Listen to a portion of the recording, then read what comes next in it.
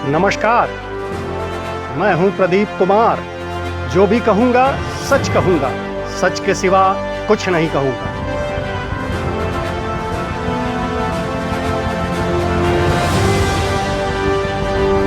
हमारे साथ हैं बनारस के जाने माने पत्रकार और उड़ता बनारस के लेखक सुरेश प्रताप।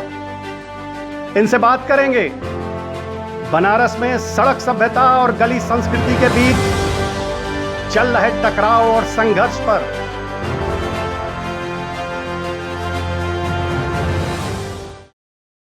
नमस्कार, मैं हूं प्रदीप कुमार। जिंदा समाज कभी खामोश नहीं रहता। वो पूछता है सवाल और मांगता है जवाब, क्योंकि लोकतंत्र सवाल और जवाब की बुनियाद पर ही टिका होता है। खामोशी लोकतंत्र के लिए बेहद खतरनाक होती है।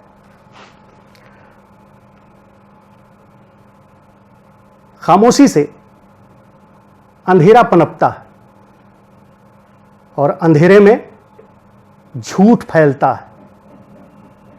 सच का बेरहमी से कत्ल होता है। झूठ न पनपे और सच जिंदा रहे, इसके लिए बोलना बेहद जरूरी है। एक सभ्य, मजबूत नागरिक समाज बनाने के लिए बोलिए और जम के बोलिए। हम बनेंगे आपकी आवाज। इसी मकसद से हम शुरू कर रहे हैं ये कार्यक्रम। उसका ये पहला एपिसोड है। अक्सर इसमें हम बात करेंगे देश की, प्रदेश की और इसके साथ ही अपने, आपके और यूं कहिए कि हम सबके अपने शहर बनारस की। बनारस इन दिनों अक्सर सुर्खियों में रहता है और इसकी सबसे बड़ी वजह है कि बनारस के सांसद मुल्क के प्रधानमंत्री हैं। सबसे बड़ी और ताकतवर शख्सियत बनारस का प्रतिनिधित्व कर रही है।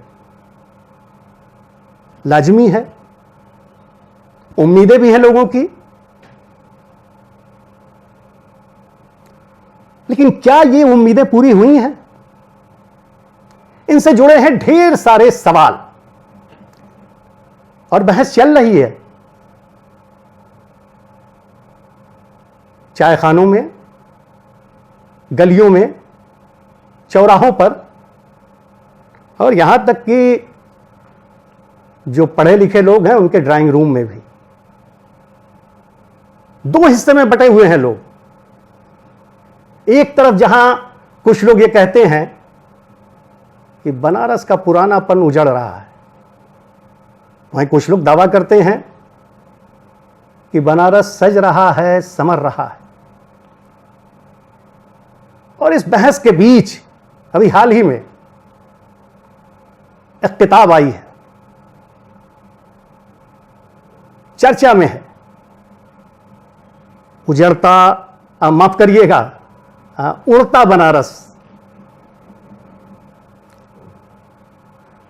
लोग उस किताब को उजड़ता बनारस के नाम से ही जान रहे हैं, लेकिन लेखक का कहना है कि नहीं, सही शीर्षक और जो किताब पर भी छपा है उड़ता बनारस है। तो सबसे पहले हम आपको वो किताब भी दिखा दें। ये है उड़ता बनारस और इसके लेखक हैं सुरेश प्रताप, जो एक तेवर वाली, एक नजरिए वाली पत्रकारिता के लिए, पत्रकारिता जगत में अपनी खास पहचान रखते हैं, खास मकाम रखते हैं। और इस समय हमारे साथ सुरेश प्रताप जी मौजूद हैं। सुरेश प्रताप जी, आपका स्वागत है। और सुरेश जी से बातचीत करेंगे कि क्या है इस किताब में। ये उजड़ता बनारस की दास्तान है या उड़ते बनारस की दास्तान है? क्यों इतनी चर्चाएं चल रही हैं और क्यों यही विषय उन्होंने चुना लिखने के लिए, इस पर तफसील से बात करेंगे। और यहां हम आपको बता दें, यह किताब आप पढ़िएगा ज़रूर। हालांकि मैंने अभी तक पूरी नहीं पढ़ी है। आप कहेंगे आपने नहीं पढ़ी और हमको सलाह दे रहे हैं कि आप पढ़िए। दरअसल सुरेश जी किताब लिखने के पहले सोशल मीडिया यानी फेसबुक पर लगातार जो लिख रहे थे वो मैं पढ़ता रहता था, इसलिए मैं जान रहा हूं कि इस किताब के अंदर है क्या। लेकिन फिर भी बात करूंगा सुरेश प्रताप जी से और तफसील से बात करूंगा कि यह किताब क्यों, किस लिए, क्या अहमियत है और क्या इन्होंने इसमें दास्तां बयां की है। सुरेश जी, सबसे पहला सवाल जो अक्सर लोगों के बीच में भी है इस किताब को लेके, वो ये कि लोग अपने से उजड़ता जोड़ ले रहे हैं। आप जब ये श्रृंखला लिख रहे थे सोशल मीडिया पर तो भी लोग इसी को मान के चलते थे, उजड़ता बनारस, उजड़ता बनारस। लेकिन जब किताब आई तो उड़ता बनारस। ये इस बदलाव के पीछे क्या है वजह? जी देखिए, जब आप कोई भी नई चीज़ करने जाते हैं तो जहां आप खड़े हैं, जिस धरातल पर हैं, उस धरातल को छोड़ना पड़ता है। आपको आसमान में उड़ना पड़ेगा। उसको आप उजड़ना भी देख सकते हैं, उड़ता भी देख सकते हैं। दो नज़रिए हैं। हम देख रहे थे और जो हम देख रहे थे उसी का बयान किए हैं किताब में। मैं ये मानता हूँ कि सिंधु घाटी की मोहनजोदड़ो हड़प्पा सभ्यता की तरह यह गंगा घाटी की पकप्पा संस्कृति की सभ्यता है जो उजड़ रही थी और उसको हम बहुत नज़दीक से देख रहे थे। कुछ लोग उसे बचाने की कोशिशें किए, वो संघर्ष भी किए और ये पूरी किताब शुरू में बनारस के अंदर एक धरोहर बचाओ आंदोलन चला। जी, वो तो चल नहीं पाया, टूट वो गया, अपने बिखर गया। जी अपने अंतर विरोधों के कारण बीच रास्ते में टूट गया। उस आंदोलन का नेतृत्व करने वाले जो रणनीतिकार थे, उनके निमंत्रण पर उस आंदोलन में स्वामी और मुक्तेश्वरानंद आ गए। जी, निमंत्रण उनको देकर बुलाया और वो गलियों में पदयात्रा की। जी जी, पक्का महाल, जिसे मैं पकप्पा कहता हूँ, पकप्पा संस्कृति कहता हूँ, उसकी गलियों में 3-4 घंटे तक उन्होंने हमें जहाँ तक लगता है कि ये पकप्पा भी आपने अपना शब्द दिया या कहीं से आपको मिला ऐसा? नहीं, पकप्पा थोड़ा सा उसके बारे में बतलाते हैं आपको। पक्का महाल है जी, पक्का महाल से मैंने पक्का ले लिया। अच्छा, और सिंधु घाटी की हड़प्पा सभ्यता से पा ले लिए। जी, तो पा को यहाँ जोड़ दिए। मैंने ये शब्द भी आपका ही इजाद किया हुआ है। ये पकप्पा, हम उसको बार बार पकप्पा ही कहते हैं जी, कि गंगा घाटी की पकप्पा संस्कृति है ये। तो वो आंदोलन में आए। फिर मंदिर बचाओ आंदोलन शुरू हुआ। मंदिर बचाओ आंदोलन भी एक दूरी तक ही जा पाया। जी जी, क्योंकि कोई जन समर्थन नहीं था। बनारस के राजनीतिक दल खामोश थे, बुद्धिजीवी तबका खामोश था। एक पत्रकार के नाते मैं बेसिकली एक रिपोर्टर हूँ। मैं घूम रहा था गलियों में। हम देख रहे थे घर गिर रहे हैं। हम देख रहे थे 150 वर्ष पुरानी ऐतिहासिक कारमाइकल लाइब्रेरी जो है जमींदोज की जा रही थी। हम यह भी देख रहे थे कि उसी कारमाइकल लाइब्रेरी के मलबे पर नीरा राडिया का अस्पताल खुल गया और उस अस्पताल का उद्घाटन किया प्रदेश के मुख्यमंत्री योगी जी ने। जी, तो ये जो बदलाव हो रहा था, उस बदलाव को जानने और समझने की कोशिश कर रहे थे। ये एक जिसको आप विकास कहते हैं वो आ रहा था। और एक जो गलियों की जीवन शैली है, हम इसको मानते हैं कि गलियों की एक जीवन शैली है, उनकी अपनी एक सभ्यता है, उनका एक रहन सहन है। और अगर जो आप नज़दीक से पकप्पा संस्कृति को देखें तो जब तक आप ये नहीं समझेंगे कि घर में मंदिर और मंदिर में घर,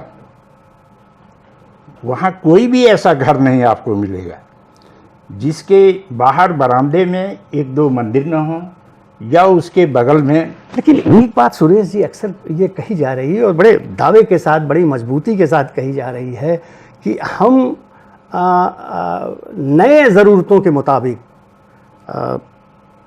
वक्त के हिसाब से बनारस की आबादी बढ़ी और उस बढ़ती हुई आबादी का उस पुराने इलाके पर ज़बरदस्त दबाव रहा और देश दुनिया का केंद्र है, वो आस्था का भी केंद्र है, पर्यटन धार्मिक दृष्टि से भी और उस तरह से भी केंद्र रहा है, तो भीड़ बढ़ती जा रही थी।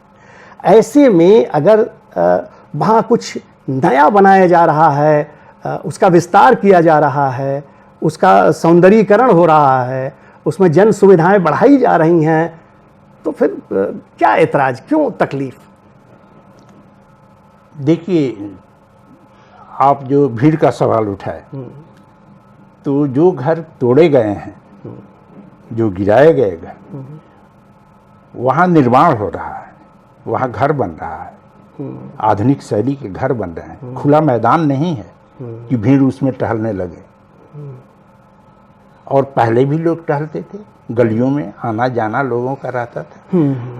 उन्हीं गलियों को देखने के लिए, वो जो जीवन शैली है उसको जानने और समझने के लिए दुनिया के पर्यटक आते थे बनारस, क्योंकि उनके पास आपसे चौड़ी सड़कें हैं, उनके पास आपसे खुली जगह है, अधिक है, उनके पास जंगल भी है, समुंदर भी है। तो आपकी गली को क्यों देखने आ रहे थे? बहुत से लोग तो यहाँ आकर गलियों में ही रुक जाते थे और गलियाँ अपने में एक व्यापार का केंद्र भी हैं, वहाँ व्यापार भी होता है। गलियों को यदि हटा दें आप तो बनारस की पहचान खत्म हो जाएगी जी। बनारस वो बनारस नहीं रहेगा जी जी, जिसके नाम से वो जाना जाता है बाहर दुनिया में। अगर जो आपको नया बनारस बनाना है, अगर आपको क्योटो बनाना है, तो आप कोई अलग बना सकते हैं बनारस, पड़ोस में बना सकते हैं। हाँ, दूसरा बनाइए, दूसरा खड़ा खूबसूरत कर लीजिए। बनाइए। जी जी। बनारस में अगर जो आप देखेंगे तो 60 के दशक आपकी में किताब में इस तरफ इशारा है।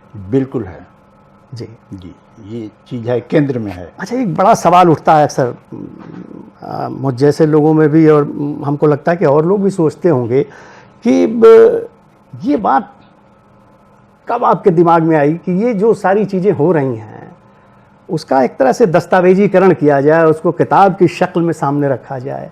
ये अचानक आ गई या किसी ने कुछ कहा? कहाँ से आपको ये इच्छा पैदा हुई कि हम एक किताब की शक्ल में इसको सामने रखें? देखिए, मेरी पहले से कोई योजना नहीं थी जी कि इस पर मुझे किताब लिखनी है। जी। मैं एक पत्रकार हूँ और शहर में जो भी घटनाएं घटित हो रही हैं जी उसके बारे में जानने की उत्सुकता रहती है। यह जरूर है कि मैं किसी अखबार से जुड़ा नहीं हूँ फिलहाल, जी न तो किसी अखबार के लिए रिपोर्टिंग कर रहा हूँ, लेकिन उत्सुकता तो रहेगी ही। मैं जानना चाहता था कि ऐसा क्या हो रहा है, शहर के केंद्र में कुछ घर गिराए जा रहे हैं। जी। तो मैं जाता रहता था देखने। उसी में लोग मिलते गए, बहुत से साथी साल 1918 के बाद मुझसे मिले और धीरे धीरे एक साथियों का समूह बनता चला गया।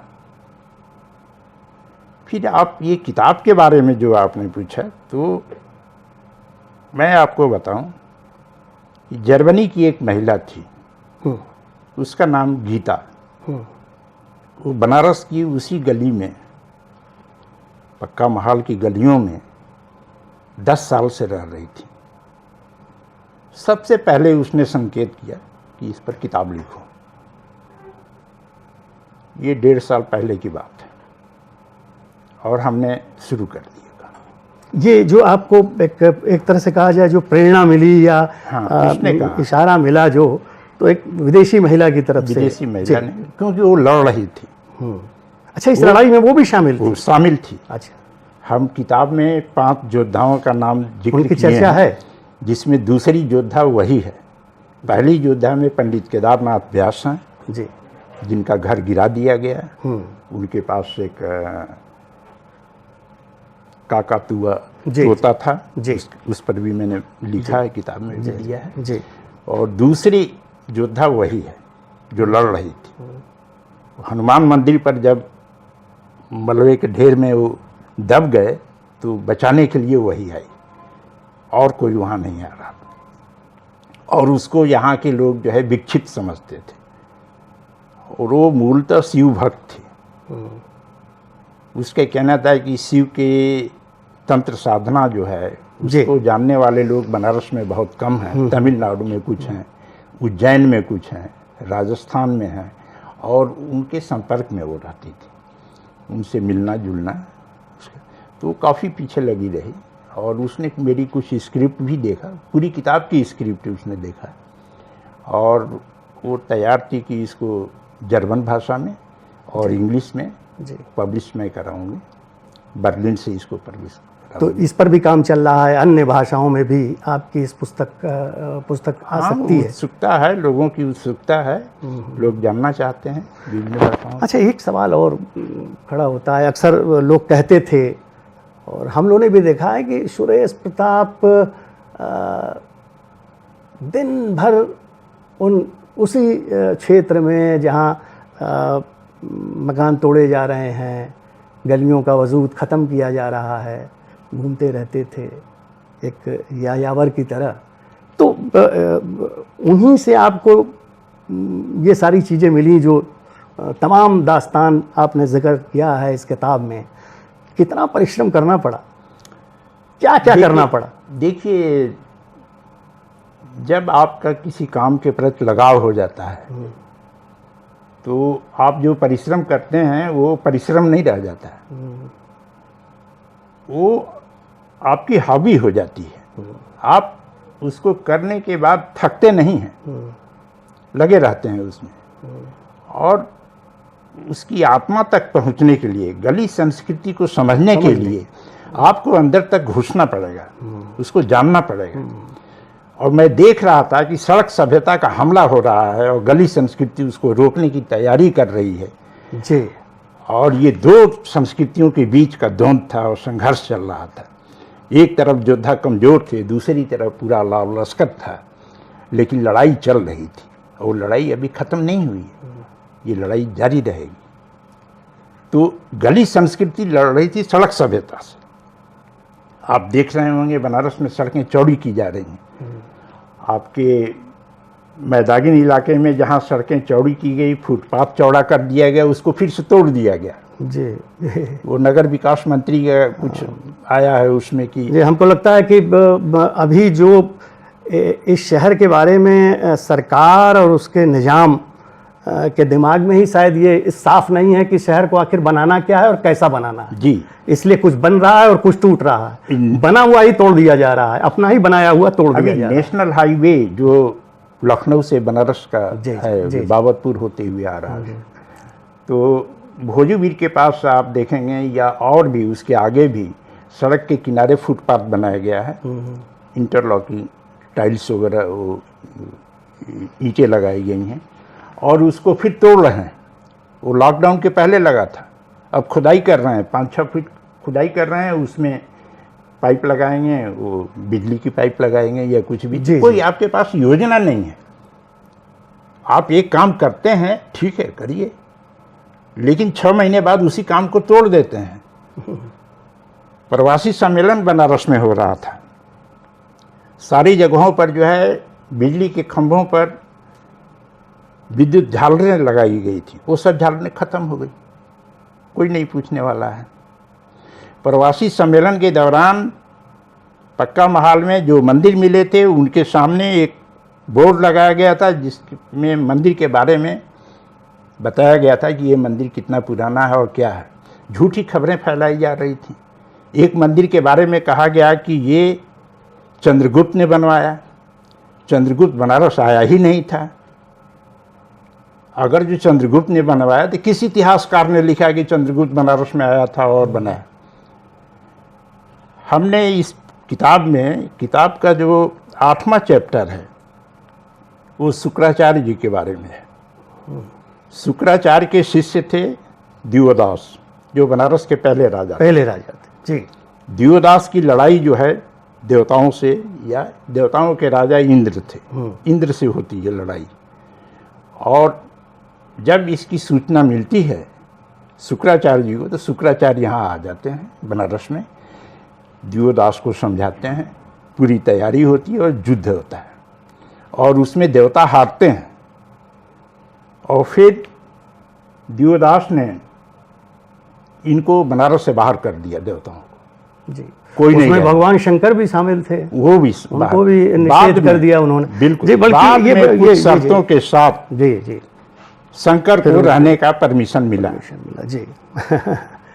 तो ये सारी चीज़ें हैं, लेकिन एक चीज़ ज़रूर आपसे जानना चाहेंगे कि आपकी ये जो यात्रा रही उड़ते बनारस की, जिसको आपने किताब की शक्ल दी, उस समूची यात्रा में आपने क्या क्या देखा या किन किन चीज़ों का ऐसा जिक्र किया है जो बनारस की पहचान रहे, जो बनारस की ऐतिहासिकता के दस्तावेज थे, उनको ख़त्म कर दिया गया, वो ख़त्म हो गए अब।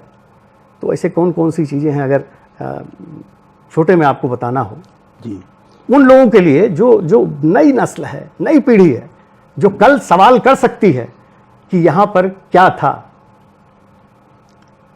देखिए, मैंने 5-6 चीज़ों को उसमें पॉइंट आउट किया था, जिसको मैंने सेंटर में रखा। पहला, 150 साल पुरानी कार्माइकल लाइब्रेरी जी। दूसरा, एक अनंत भवन लाहौरी टोला में था। थोड़ा लाहौरी टोला के बारे में आपको मैं बता दूं। राजा रणजीत सिंह ने जब विश्वनाथ मंदिर पर सोना चढ़ाया जी, तो उनकी राजधानी लाहौर में थी। तो राजा जब चल रहे हैं लाहौर से बनारस के लिए, विश्वनाथ मंदिर पर सोना चढ़ाना है, तो जाहिर सी बात है कि राजा के साथ कुछ और भी लोग वहाँ से आएंगे।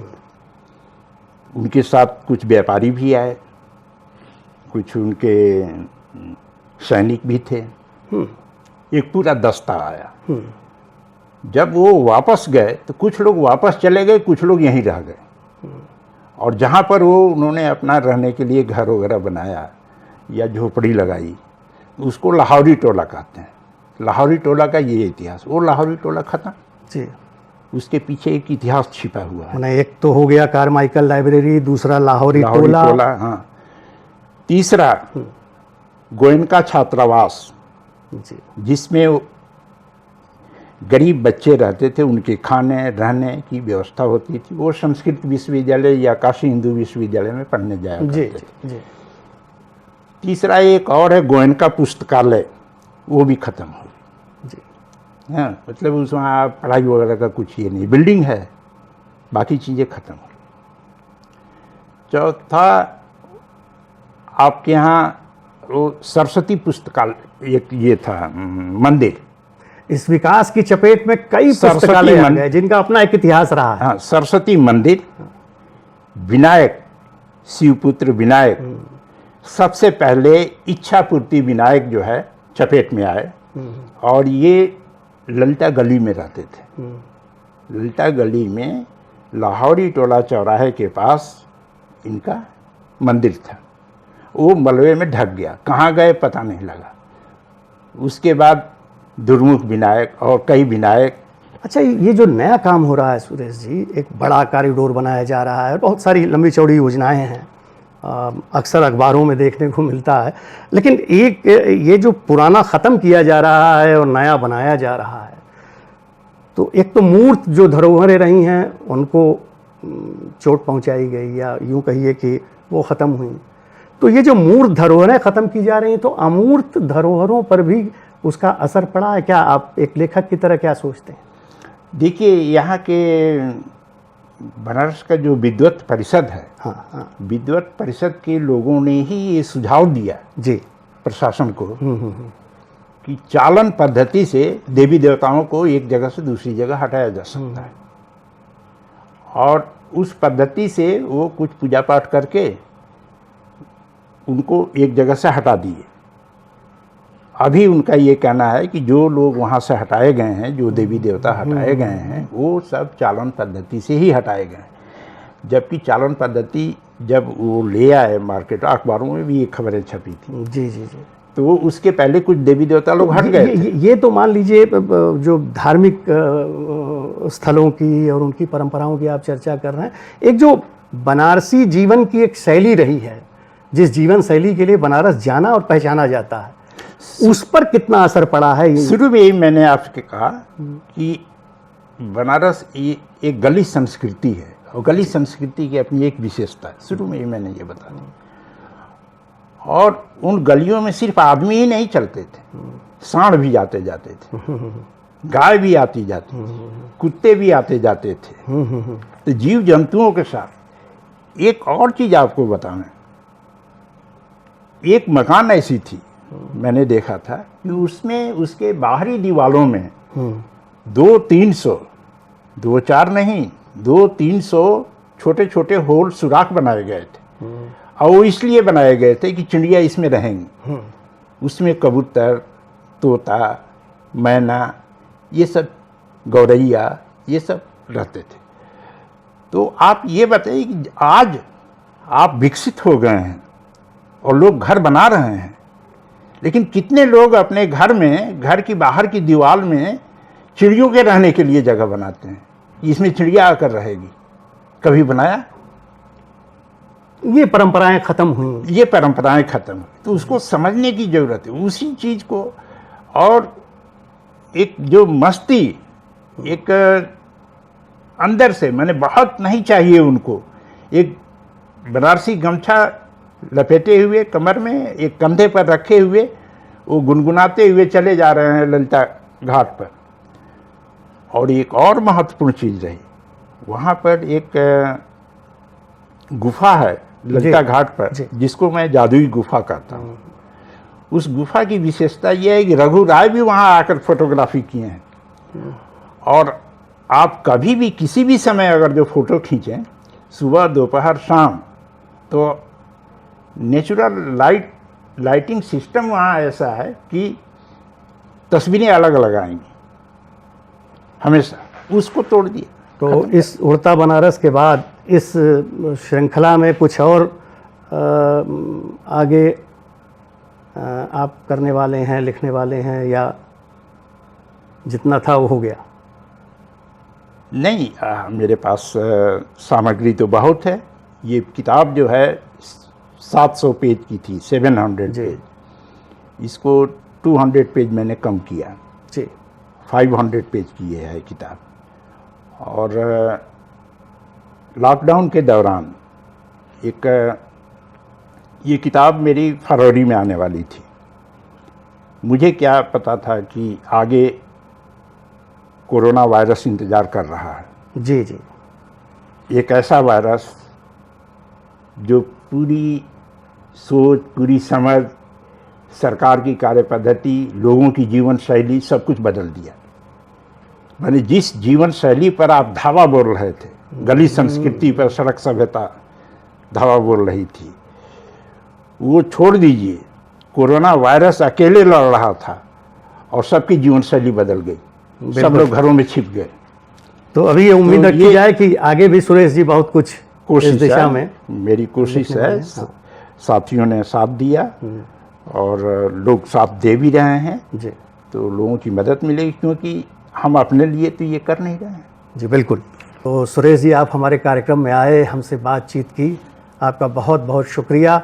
और हम सब की तरफ से ढेर सारी शुभकामनाएं कि आपकी लिखी किताब, जो एक दस्तावेज है बनारस के बारे में, उसको ज़्यादा से ज़्यादा लोग पढ़ें, सराहें। ये मेरा सौभाग्य है कि आपने अपने पहले एपिसोड में मुझे बुलाया और उड़ता बनारस किताब जो है उसका कारण बन गई। तो ये थे बनारस के जाने माने पत्रकार सुरेश प्रताप, जिनकी बातचीत आपने सुनी, देखी। उड़ता बनारस एक पत्रकार की वो यात्रा है जिसमें वो खबरों का पीछा करता है और इस कदर पीछा करता है, इस तरीके से पीछा करता है, और उसकी ये कोशिश रहती है कि सच लोगों के सामने आए, सच मरे ना, जिंदा रहे। तो उड़ता बनारस इसकी बहुत बड़ी कोशिश है, बहुत बड़ा प्रयास है, जिसकी हम सबको मिल के सराहना करनी चाहिए। सुरेश प्रताप जी ने एक बात बड़ी ज़बरदस्त कही कि ये लड़ाई, ये टकराव, ये संघर्ष सड़क सभ्यता और गली संस्कृति के बीच, लड़ाई खत्म नहीं हुई है, ये जारी है। शक्ल बदल जाएगी, जगह बदल सकती है, लेकिन ये लड़ाई चलती रहेगी। दरअसल हमारी समूची सोच में कहीं ना कहीं गड़बड़ी हो गई है, और ख़ासकर ये गड़बड़ी हमारे मुल्क के निज़ाम के सोच में आ गई है। दुनिया में कोई भी ऐसा मुल्क, कोई भी ऐसी सभ्यता नहीं है जो अपनी धरोहरों को सहेज के और संवार के न रखे। लेकिन हम शहर बनारस में, जो दुनिया का सबसे पुराना जीवंत शहर है, जहां हर गली तवारीखी दस्तावेज है, जहां हर चौराहे, हर मोहल्ले में इतिहास की कहानियां बिखरी पड़ी हैं, और वो भी 100-200 साल की नहीं, 1000, 2000, 5000 साल।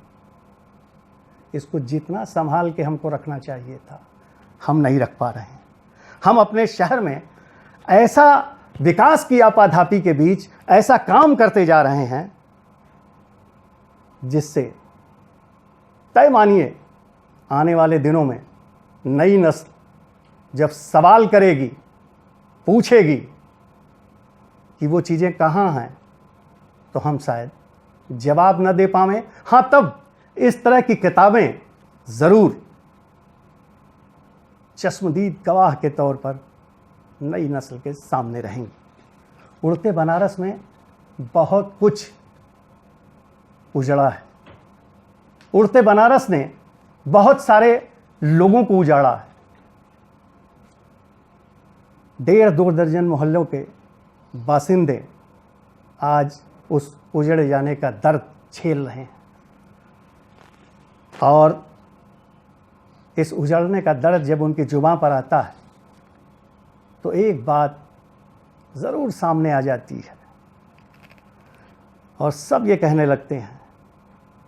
और ख़ासकर इस कार्यक्रम में आपसे विदा लेने से पहले ये 4 लाइन ज़रूर पढ़ना चाहता हूँ कि किसी को दुख कभी देना तो इतना सोच के देना, कभी किसी को दुख कभी देना तो इतना सोच के देना, किसी की आह लगने में जरा सी देर लगती है। आह लगेगी जनाब तो बड़ी बुरी आह लगेगी, गरीब की आह कभी खाली नहीं जाती है। तो आज बस इतना ही। अगले एपिसोड में हम देश, दुनिया, प्रदेश और अपने शहर की जो सबसे ज्वलंत बात रहेगी, जो सबसे सुलगता हुआ मुद्दा रहेगा, सुलगता हुआ सवाल रहेगा, उनको लेके हाजिर रहेंगे और खुल के बोलेंगे, साफ गोई के साथ बोलेंगे, ताकि सच जिंदा रहे। नमस्कार।